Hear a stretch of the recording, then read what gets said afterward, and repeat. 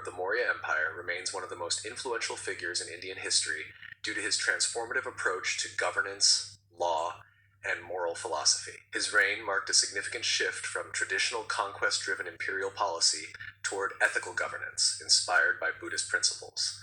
The foundation of his legal and administrative philosophy is preserved in the form of Ashoka's edicts, inscribed on rocks and pillars throughout the Indian subcontinent.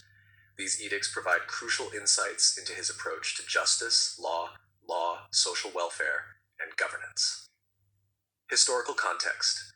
The Maurya Empire, founded by Chandragupta Maurya, was one of the largest empires in ancient India, encompassing much of the Indian subcontinent. Ashoka inherited a vast empire, which, early in his reign, was consolidated through military campaigns, most notably the Kalinga War, c. 261 BCE. This war, marked by enormous loss of life, had a profound effect on Ashoka. Historical accounts and his edicts suggest that the bloodshed prompted a moral and spiritual transformation, leading him to embrace Buddhism and adopt a policy of Dhamma, a term often translated as righteousness or moral law. The Kalinga War represents a pivotal moment in the history of legal philosophy in South Asia. Unlike earlier rulers who relied primarily on coercive power, Ashoka began to emphasize ethical governance, social responsibility, and humane treatment of subjects, laying the groundwork for a system where law was not only a tool of punishment, but also a vehicle for moral and social guidance. Structure and content of Ashoka's edicts.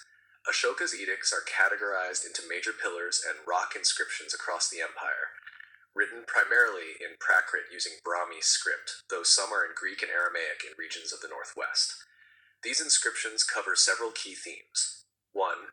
Moral and ethical governance. Ashoka's edicts stress the importance of non-violence, ahimsa, truthfulness, compassion, and respect for all life.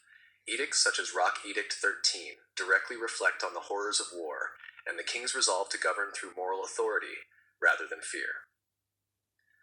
2. Religious tolerance and harmony. Although inspired by Buddhism, Ashoka's Dhamma policy was ecumenical. Rock Edict 11 promotes respect for all religious sects, urging his officials and subjects to understand and appreciate the beliefs of others. This principle was revolutionary in a diverse empire, fostering social cohesion and reducing sectarian conflict. 3. Administrative justice and legal oversight. Ashoka institutionalized moral governance by establishing Dhamma Mahamatras, officials responsible for ensuring ethical conduct and the welfare of the populace. These officials acted as intermediaries between the ruler and subjects, monitoring local administration, preventing abuse, and ensuring that justice was delivered fairly. 4. Social welfare legislation. Ashoka's edicts also reflect a proto-legal commitment to welfare policies. Instructions include the planting of trees, digging wells, building rest houses, and caring for animals. Such directives illustrate a holistic understanding of law, where governance was linked to societal well-being and environmental stewardship. Ashoka's legal philosophy. Ashoka's legal philosophy is best understood through the lens of Dhamma, which integrates morality, law, and governance. 1. Moral law as legal guideline. Unlike codified laws such as the Mauryan military regulations or the later Dharma Shastra, Ashoka's Dhamma is flexible, emphasizing moral reasoning over rigid penalties. Legal enforcement, therefore, is a reflection of ethical conduct rather than mere coercion. 2. Nonviolence and restorative justice.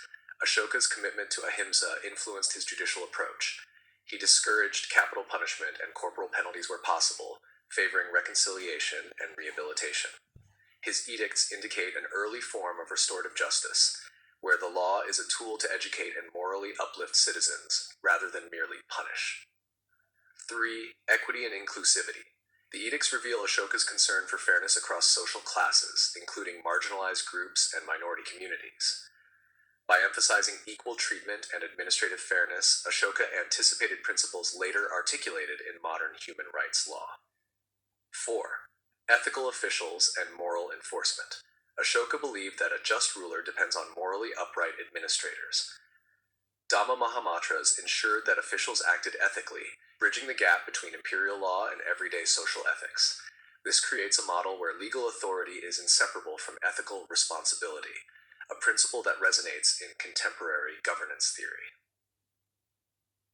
Impact on Indian legal and political thought.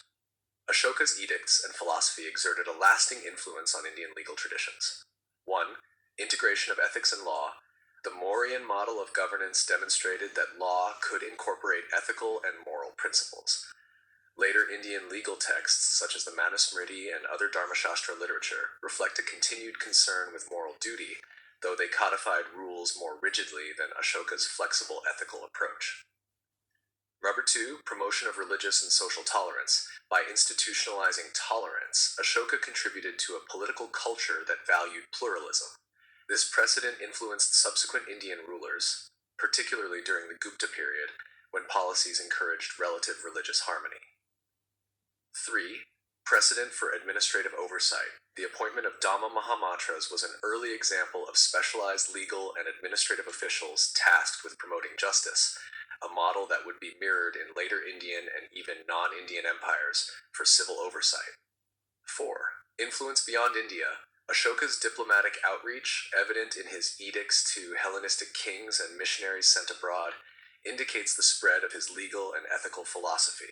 Scholars argue that these initiatives helped propagate early notions of governance, guided by ethical principles across South and Central Asia.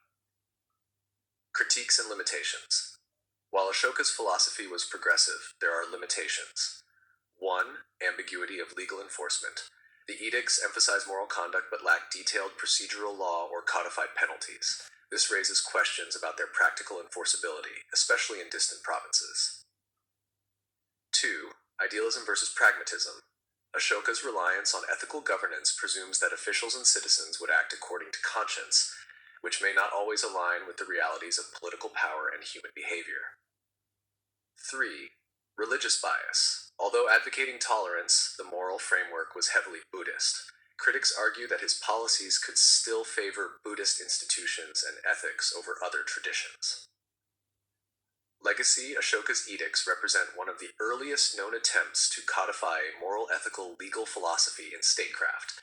His ideas on ethical governance, nonviolence, social welfare, and religious tolerance have left a lasting imprint on Indian political thought and legal philosophy. Modern interpretations often view Ashoka as a precursor to humanistic governance, where law is inseparable from morality and the welfare of the populace. In addition to their historical and philosophical importance, Ashoka's edicts are a valuable resource for understanding ancient administrative law, state ethics, and the early application of restorative justice principles. They highlight the possibility of a legal system that prioritizes moral guidance and societal well-being over mere coercion, a vision that continues to inspire contemporary discussions on law and governance. Sources 1, Thapar, 2012, Ashoka and the Decline of the Mauryas, Oxford University Press. 2. Romila T., 2001, The Penguin History of Early India, From the Origins to AD 1300, Penguin Books. 3. Basham A. L., 1989, The Wonder That Was India, Grove Press. 4. Singh, U. 2008, A History of Ancient and Early Medieval India from the Stone Age to the 12th Century, Pearson Education, India. 5. Troutman, T.R., 2006, Kautilya and the Arthashastra, A Statistical Exploration, Oxford University Press. 6. Harman, K., 2005, Buddhism and Law in Ancient India, Routledge. 7. Key, J., 2000, India, A History, HarperCollins.